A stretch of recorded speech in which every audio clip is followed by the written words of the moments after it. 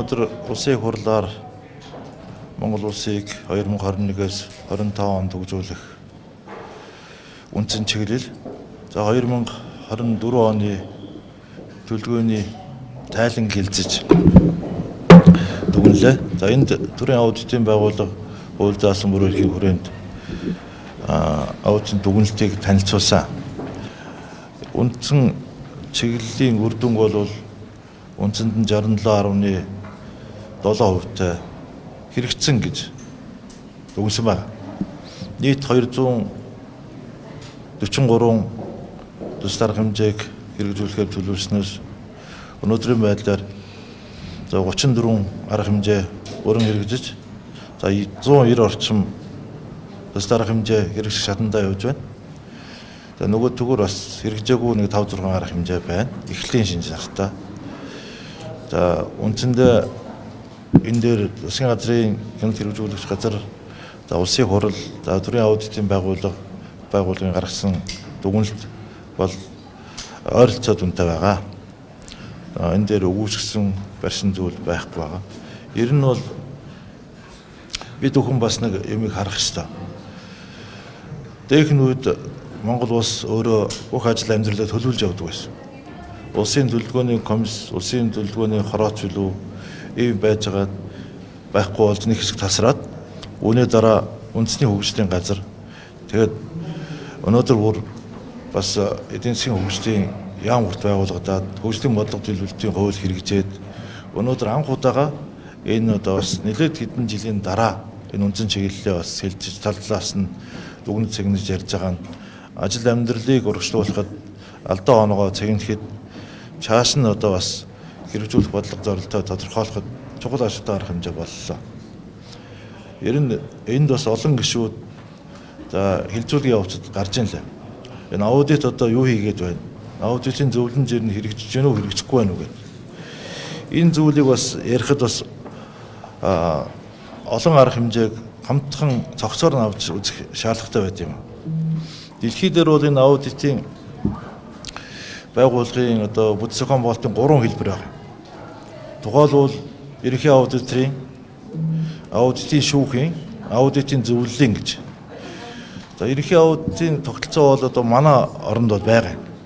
Тухайлбал зарим улс орнууд хамгийн эхлээд хөрш хоёр оронд за хятад улсад аудитын ерөнхий аудитын тогтолцоо байгаа. Оросын холбооны улсад холбооны одоо тооцооны танхим буюу зөвлөлийн тогтолцоо байгаа. Гэхдээ энэ хоёрын шийдвэр нь, энэ хоёрын зөвлөмж нь өөрөө шууд шүүхийн шийдвэр адил хэрэгждэг. Энэ аудитын шүүхтэй ч олон орн байна. Манайхан одоо 3 дахь ертөнц гэдэг их ярьдаг. Тухайлбал одоо Испани, Франц, Турк гэдэг энэ орнуудад аудитын шүүх байна. Эдний гаргасан шийдвэр бас шүүхийн зарчмаар хэрэгжээд ингэ явдаг. За бидний хувьд бол бас учир туттай зүйл байна. Жил болгон аудит зөвлөмж гаргадаг. За улсын хурал зарим асуудал толиулаад засгийн газар зөвлөмж өгдөг. За энэ зөвлөмжийн хүрээнд бид нар бас эрх зүйн зохицуулалт нь тодорхой биш. Тухайлбал зөвлөмжийнхаа дагуу бид нар төрийн аудитын байгууллагын тухай хуулийн 42 дугаар зүйлийн 2-ыг баримтлаад ингэ явдаг. За энэ дээр нь бол албаны шаардлага хөрвүүлдэг. За зөвлөмж биелэгдэг нөхцөлд одоо дараагийн шатны арга хэмжээ авдаг. Ерөнхий аудитын төрийн аудитын тухай хуулийг баримтлаж гаргасан 2020 оны 95 дугаар тушаал байдаг. Тэрүүгээр хэрэгжүүлэх, зөвлөмж хэрэгжүүлэх үйл ажиллагааг бас бид нар хангаж ажиллах шаардлага тавиал явж байна. За сүүлийн үед одоо улсын хурлаас, улсын хурлын дарга, улсын хурлын ээлжид болон ээлж бус чуулганууд дээр удаа дараалан аудитын шийдвэр зөвлөмжийг хэрэгжлийг хангуулах арга хэмжээг эрчимжүүлэх тухай чиглэл өгж байгаа.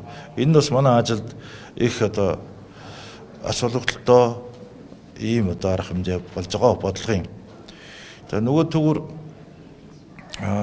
бид бүхэн бас энэ дээр хөшүүрэг, эрх зүй, эдийн засгийн зүйлийг тооцох ёстой.